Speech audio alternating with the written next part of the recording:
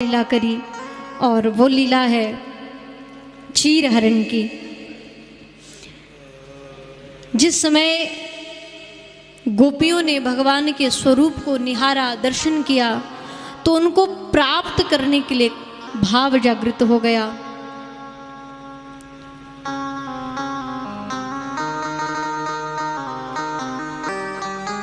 गोपियां भगवान के स्वरूप का नित्य चिंतन करती रहती हैं।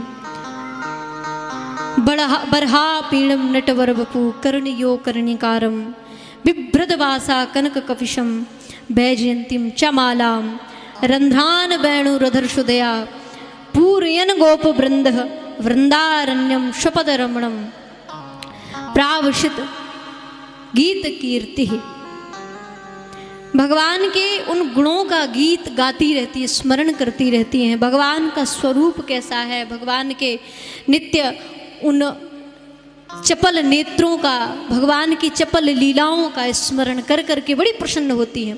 ये नंद का लाल हमें पति रूप में प्राप्त हो जाए, ये हमारा हो जाए। जब भगवान वेणुनाद करते हैं, गोपियां उसको सुनती हैं, तो महाराज घर के कार्यों से विलग होकर के उनको स्थगित करके बंसी को सुनने में मस्त हो जाती हैं। सारा काम काज पड़ा रहता। एक दिन बड़ी परेशान होकर के ठाकुर जी से निवेदन किया, हे गोविंद, आप इतनी सी कृपा करो हम दासियों पर, आप बंसी मत बजाया करो।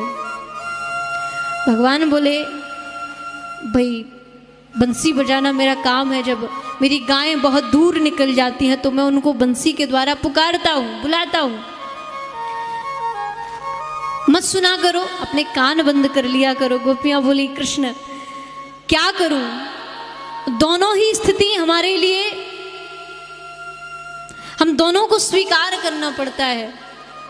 एक तरफ जब ये कान, ये स्रोत जब आपकी बंसी को सुनते हैं तो कान चाहते हैं कि बस आपकी बंसी को सुनते ही रहें।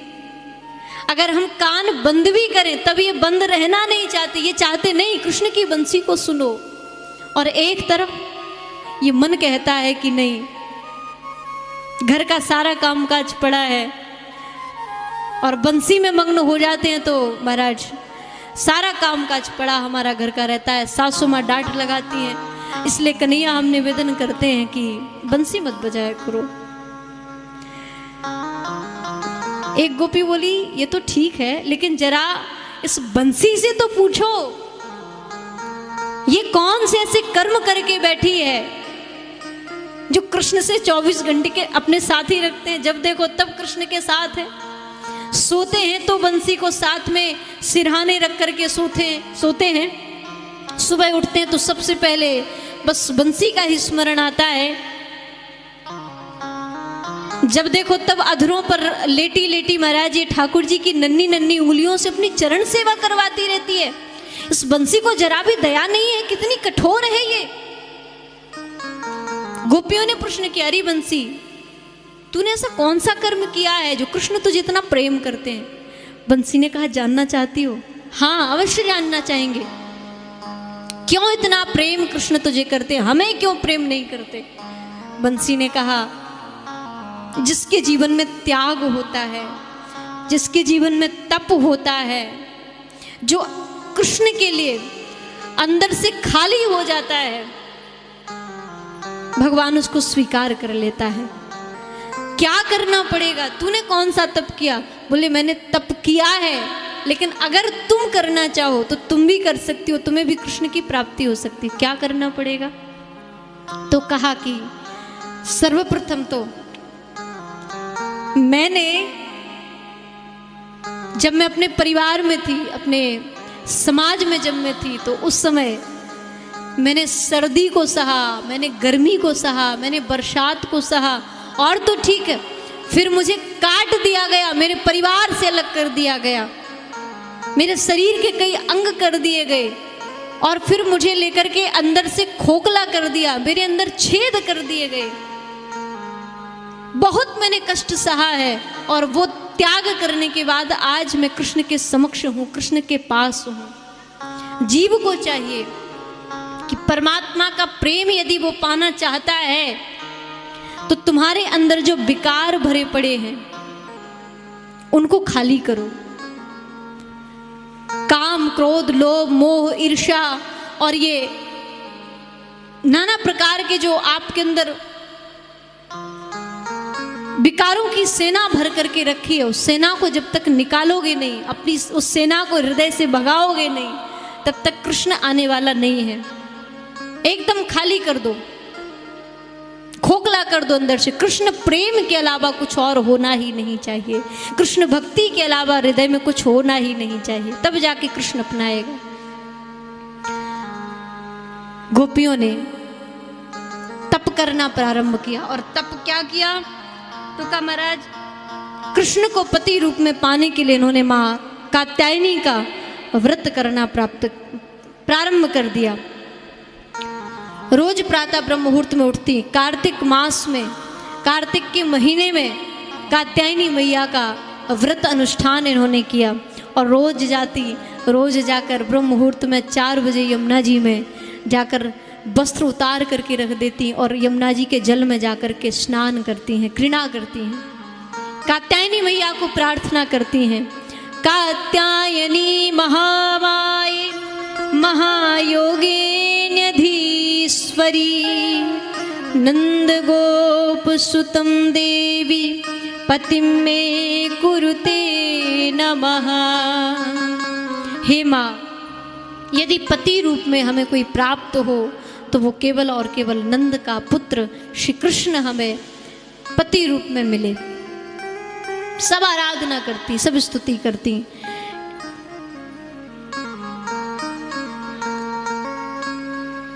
व्रत करना मैयाओं के स्वभाव में होता है ना, लेकिन व्रत किया जाए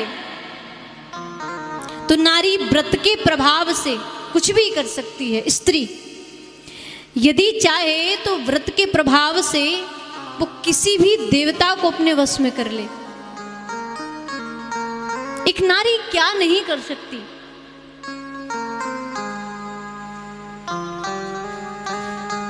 और मैयाओं को व्रत करना ही चाहिए। कई माताएं अपने पतियों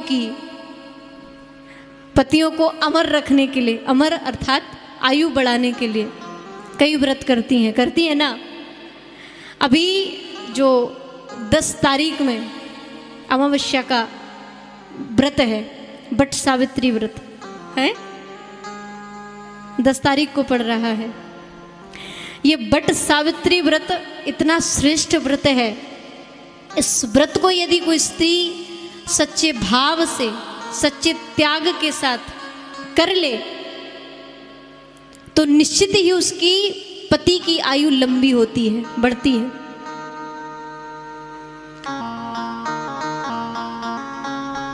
और वैसे बट सावित्री का व्रत जो है ना, आपको बता दूं, ये 4 दिन का होता है। कितने दिन का? 4 दिन का। 4 दिन का व्रत चलता है। लेकिन अगर आप कर सको तो 4 दिन करो, और ये अगर नहीं कर सकती हो तो कोई बात नहीं, 1 दिन का जरूर करना।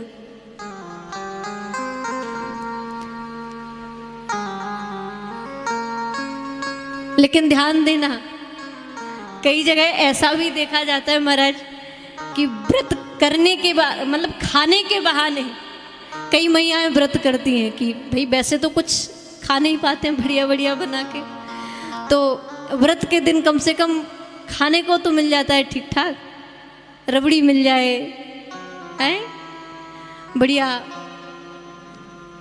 बादाम का हलवा मिल जाए, गाजर का हलवा मिल जाए, और तो ठीक मावा रख रख करके खाती है प्लेटों में, चीनी डाल डाल करके। खाने के लिए जो व्रत किया जाए उसका कोई महत्व नहीं होता है, लेकिन जो सच्चे त्याग के साथ अगर पत्नी पति के लिए कर दे ये वाला व्रत, तो निश्चित रूप से उसके पति की आयु लंबी होती है। और ये बट सावित्री व्रत प्रारंभ कब से हुआ? इसी व्रत को, जिसे हम सती सावित्री कहते हैं, सावित्री ने उस व्रत को किया था सत्यवान के प्राणों को बचाने के लिए। तब से इस व्रत का नाम बट सावित्री व्रत रखा गया। एक अश्वपति नाम के राजा थे। कौन? अश्वपति नाम के राजा थे। इनके कोई संतान नहीं थी। एक बार कुछ संत, कुछ ब्राह्मण आए, इन्होंने स्वागत किया, उनसे प्रार्थना करी कि महाराज हमारे यहाँ संतान नहीं है, कृपा करके संतान प्राप्ति का वरदान आप दो।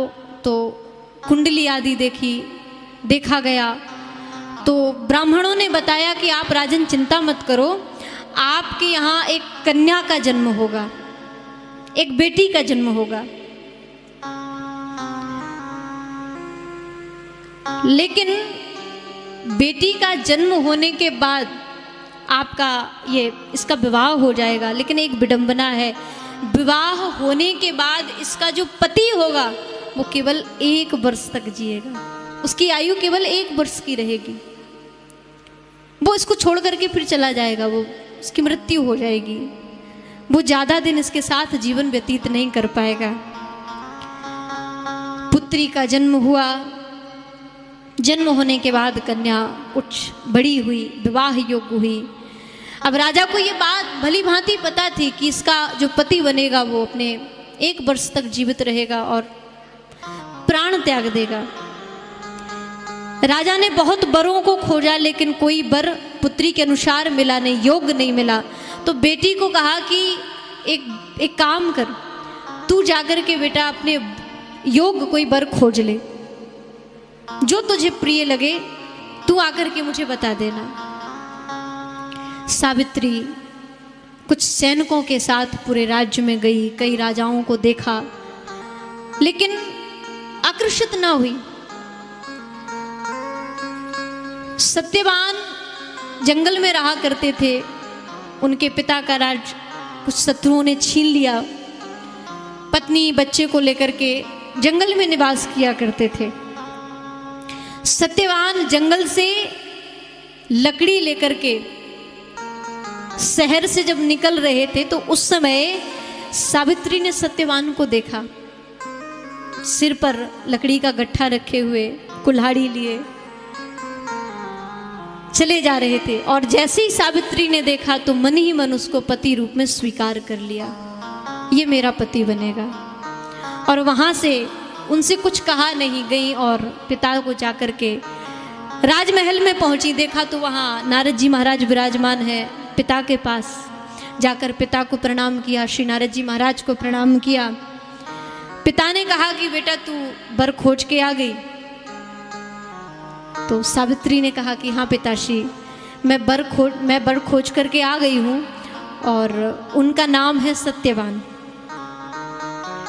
नारद जी बोले सत्यवान? तो कहा कि हाँ, मैंने सत्यवान को पति रूप में चुना है। तो नारद जी महाराज बोले बेटा तूने बड़ा अनर्थ कर दिया, क्या कर दिया तूने ये? तो कहा कि क्यों महाराज? तो कहा कि जिस सत्यवान को तू चयन करके आई है उसकी आयु केवल 1 वर्ष की है, वो विवाह के बाद केवल 1 वर्ष जिएगा, उससे ज्यादा तेरे साथ रहेगा नहीं। राजा ने कहा कि बेटा तू एक काम कर, सत्यवान को छोड़ दे, तू किसी अन्य राजा को चयन कर ले और उसके साथ विवाह कर ले। तो सावित्री ने कहा नहीं पिताश्री, मैं भारतीय नारी हूँ और भारतीय नारी एक बार जिसको पति रूप में चयन कर लेती है फिर वचन से टलती नहीं है। मैं पतिव्रता बन करके सत्यवान के साथ ही विवाह करूंगी। चलो ठीक है महाराज। विवाह हुआ। विवाह होने के बाद सत्यवान के साथ विदा की गई। अच्छा, विदा की तो राजा चाहते तो बहुत कुछ दे सकते थे अपनी बेटी को, क्योंकि एक राजा थे, बहुत कुछ प्रदान कर सकते थे, लेकिन कुछ नहीं।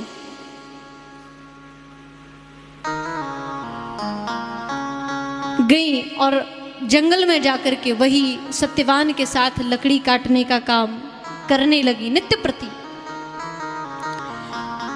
1 वर्ष पता नहीं चला कब व्यतीत हो गया।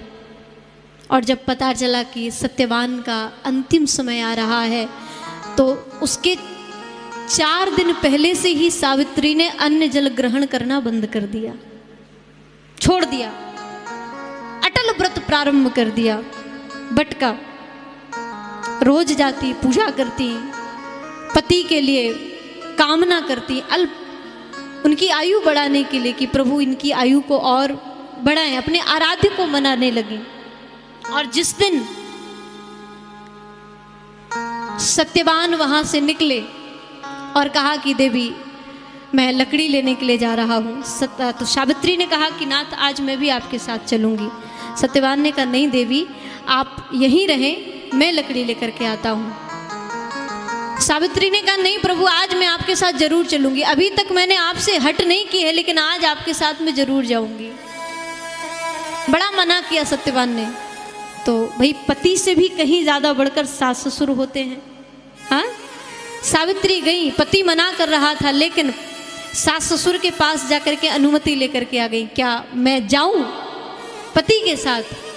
तो माता पिता ने आज्ञा दे दी, जा बेटा। अब सत्यवान भी नहीं टाल सकते बात को, तो सत्यवान और सावित्री दोनों मिलकर के गए। सत्यवान जाकर वृक्ष पर चढ़ गए, लकड़ी काटने लगे। सावित्री नीचे बैठी बैठी लकड़ियों को इकट्ठा कर रही थी और लकड़ी काटते काटते अकस्मात एकदम सत्यवान के सिर में कुछ दर्द हुआ, पीड़ा हुई। तो तुरंत वृक्ष से नीचे उतरे और सावित्री को कहा कि देवी मेरे मस्तक में, मेरे सिर में कुछ पीड़ा हो रही है, कुछ कष्ट हो रहा है, मैं थोड़ा विश्राम करना चाहता हूँ। सावित्री समझ गई कि इनका अंतिम समय आ रहा है। महाराज गोद लगा करके बट के वृक्ष के नीचे बैठ गई और बैठ करके सत्यवान उनकी गोदी में सिर रख करके विश्राम करने लगते हैं। वहां से देखा सावित्री ने यमराज स्वयं, धर्मराज खुद हाथ में पांस लेकर के चले आ रहे हैं प्राणों को लेने के लिए। देख लिया सावित्री ने। और जैसे ही धर्मराज यमराज आकर के प्राणों को खींचने लगे सत्यवान के,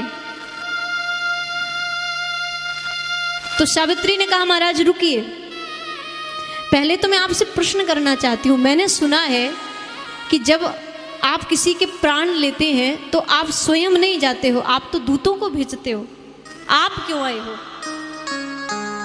तो कहा कि देवी इस सत्यवान का जीवन बड़ा दिव्य है और आप जैसी पतिव्रता का एक सच्ची धर्मनी, एक सच्ची धर्म पत्नी के साथ है। ऐसे पुरुषों के लिए, ऐसे धर्म मार्ग पर चलने वाले पुरुषों के लिए मैं खुद जाता हूँ लेने के लिए, मैं दूतों को नहीं भेजता। जो बहुत पापी होता है उनको लेने के लिए दूतों को भेजता हूँ, लेकिन जो सत्यपरायण रहता है, जो सत्य पर सदैव जीवन जीता है, ऐसे जीव को लेने में खुद जाता हूँ। प्राणों को खींचा और प्राणों को लेकर के जैसे ही वहां से जाने लगे, सावित्री यमराज के पीछे पीछे पीछे पीछे चलने लगी। थोड़ा आगे पहुंचे, पीछे मुड़ करके देखा सावित्री पीछे आ रही है। कहा देवी आप साथ नहीं जा सकती हैं, सशरीर कोई जा नहीं सकता, यदि आप जाओगी तो मरना पड़ेगा, मर के ही जा सकते हैं, आप सशरीर नहीं जा पाओगे। बोली महाराज मैं अपने पति के लिए कुछ भी कर सकती हूँ, मैं पति के पीछे पीछे ही जाऊंगी, यदि आप इनको जहां लेके जाएंगे वहीं मैं पीछे जाऊंगी। कहा देवी आप लौट जाओ। तो कहा एक वरदान मुझे आप दे दो। क्या चाहती हो बोलो? तो कहा कि मैं चाहती हूं कि इनके जो माता पिता हैं वो जन्मांध हैं, उनके नेत्र नहीं है, इसलिए मैं चाहती हूं उनको नेत्र वापस मिल जाए। एव मस्तु, ऐसे ही होगा। वरदान दिया यमराज ने और आगे चल दिए प्राणों को लेकर के। सावित्री फिर पीछे पीछे जाने लगी। धर्मराज ने पीछे मुड़ करके देखा, अब आप क्यों आ रही हैं, लौट जाइए, जो आप चाहती हैं मैंने आपको दे दिया। बोले नहीं एक और वरदान चाहती हूँ। क्या? तो कहा कि मेरे सास ससुर का राज शत्रुओं ने छीन लिया है, तो मैं चाहती हूँ कृपा करके एक और वरदान दें कि उनका राज्य उनको वापस मिल जाए। मस्तु ऐसे ही होगा। नेत्र भी ले लिए, राज्य भी ले लिया, और जैसे ही प्राणों को लेकर फिर आगे बढ़ने लगे, सो फिर पीछे मुड़ करके देखा सावित्री पीछे से चली आ रही थी। धर्मराज को थोड़ा क्रोध आया, अरे देवी क्यों आप नहीं मानती हैं, जाइए वापस लौट जाइए, इनका समय पूरा हो चुका है, अब ये यहां नहीं रहेंगे। तो सावित्री ने कहा एक और वरदान दे दीजिए। अब क्या चाहिए? तो कहा कि आप मुझे वरदान दीजिए कि मैं सत्यवान के 100 पुत्रों की मां बनूं। मस्तु ऐसे ही होगा। वरदान दे दिया। वरदान देने के बाद प्राणों को लेकर के फिर जाने लगे। सावित्री फिर पीछे पीछे गई। अब भाई थोड़ा क्रोध तो स्वाभाविक है, इतना मना करने के बाद भी पीछा नहीं छोड़ रही थी। तो यमराज ने क्रोध में आकर के कहा कि देवी आप जाती ही क्यों नहीं, मैं प्रार्थना करता हूं वापस लौट जाइए। तो सावित्री ने कहा कि प्रभु मैंने आपसे 3 वरदान मांगे हैं और 3 वरदान आपने मुझे दिए हैं। मैंने नेत्र मांगे, आपने नेत्र दिए। मैंने माता पिता का राज्य मांगा, आपने राज्य दिया। और तीसरे वरदान में मैंने मांगा कि मैं सत्यवान की 100 पुत्रों की मां बनूं, आपने वो भी मुझे दिया। लेकिन यदि सत्यवान ना रहेंगे तो फिर मेरा क्या अस्तित्व? भाई इनके प्राणों को आप वापस दीजिए, सत्यवान मेरे साथ रहेंगे, इनको भी तो पुत्र सुख होना चाहिए, इनको भी तो पुत्र सुख मिलना चाहिए। यमराज ने हाथ जोड़े, धन्य है देवी तू, आज मैं तुझसे हार गया, ये ले तेरे पति के प्राण। जाकर के पति को जीवित किया। कहने का तात्पर्य, स्त्री हमारे जो धर्म शास्त्रों में व्रत बताए हैं इनका महत्व झूठा नहीं है, इनको झूठा मत समझना। यदि शास्त्रों में इनका वर्णन किया गया है तो निश्चित रूप से जो कहा है वो फल भी ये देते हैं। यदि वट सावित्री का व्रत कोई त्याग के साथ कर ले तो निश्चित यमराज भी उसके आगे हार जाते हैं। वो स्त्री अपने पति के प्राणों को भी यमराज से छुड़ा करके वापस ले सकती है, सावित्री की तरह। व्रत हो तो व्रत में त्याग होना चाहिए, चाहे वो करवा चौथ हो, चाहे वो वट सावित्री व्रत हो, चाहे वो कोई भी व्रत हो। पति के आयु के लिए यदि आप व्रत करती हो ना तो एकदम पवित्रता के साथ व्रत करना। व्रत के दिन ना तो कभी झूठ बोलो, ना ही कभी कोई पाप कर्म करो, ना ही कभी किसी का उच्छिष्ट भोजन करो और ना ही किसी को उच्छिष्ट भोजन दो।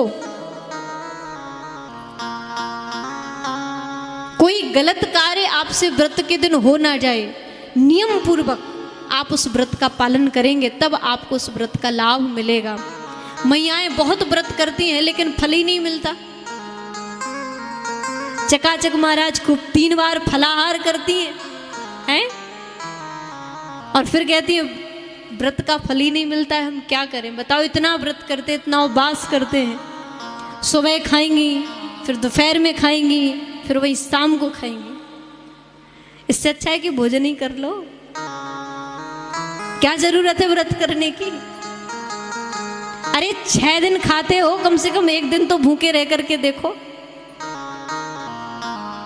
1 दिन तो व्रत करो, 1 दिन तो त्याग होना ही चाहिए।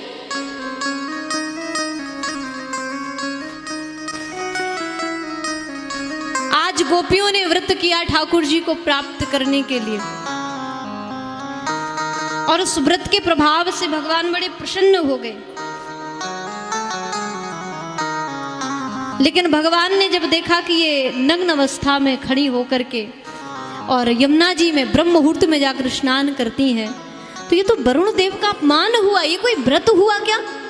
ये तो वरुण का अपमान कर रही है। भगवान ने जाकर वस्त्रों को चुरा लिया, चीर हरण किया। और बड़ी प्यारी शिक्षा बाद में भगवान ने दी, कभी भी व्रत के दिन ऐसा पाप कर्म मत करो, ऐसी भूल, ऐसी गलती आप कभी मत कर दो जिससे किसी देव का भी अपमान बन जाए, चाहे वो सूर्य देव हो, चाहे वो वरुण देव हो, चाहे वो अग्निदेव हो, कोई भी देवता हो, किसी का अपमान नहीं होना चाहिए, किसी का अपराध नहीं बनना चाहिए। और भगवान ने सुंदर शिक्षा उनको प्रदान करी। इस प्रकार भगवान ने चीर हरण लीला करने के बाद श्री ब्रज में एक और लीला की है, वो है श्री गिरिराज धरण।